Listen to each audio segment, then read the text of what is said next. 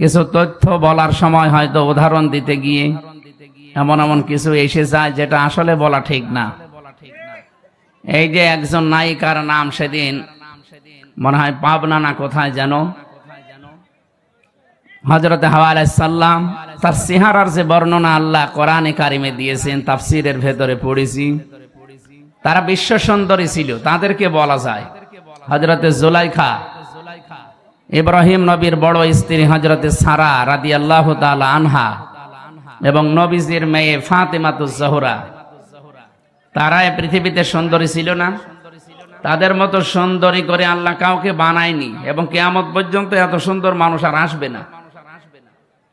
কিন্তু তারা কি আমাদের মতো এভাবে রূপ সৌন্দর্য প্রদর্শন করে বেরিয়েছে? বলেন।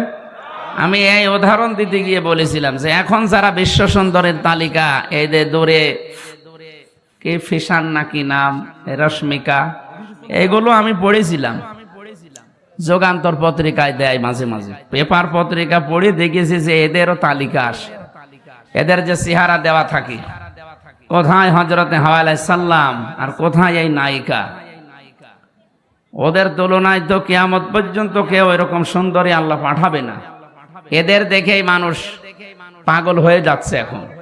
হযরত হাওয়া আলাইহিস সালামকে আদম আলাইহিস সালাম দেখেছিলেন সর্বপ্রথম, তিনি তো প্রথমে তাকিয়েছেন এবং ধরতে গেছেন। আমি এই উদাহরণটা ওই জায়গা থেকে বলেছিলাম। তারা আগে নেই পরে নেই, উল্টা পাল্টা করে মিডিয়া ট্রল করে, বিশেষ করে জনকণ্ঠ, এটা একটা জঘন্য কণ্ঠ।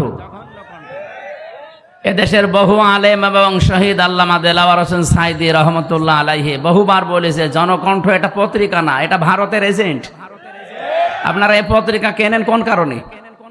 এটা কিনলেও বাচ্চাদের টয়লেট পরিষ্কার করার জন্য কিনবেন, কারণ যত রকমের আগে নেই পরে নেই, মাঝখান থেকে একটা কথা জুড়িয়ে মানুষকে কালার করে, এরা মানুষের চরিত্র হনন করে। আর পৃথিবীতে সবচাইতে বড় গুনাহ এটা। কিছু মানুষ বুঝে না বুঝে ফেসবুকের মাধ্যমে কিছু আলেম নামে জালেম, এরা আন্দাজে এক কথা আমার নামে লাগিয়ে দিল। আরে ভাই, আপনি তো বুঝবেন যে আমি 1-1.5 ঘন্টা কথা বলি, 2-1টা কথা তো স্লিপ অফ টান হতেই পারে। আল্লামা সাঈদী সাহেবেরও হয়েছে,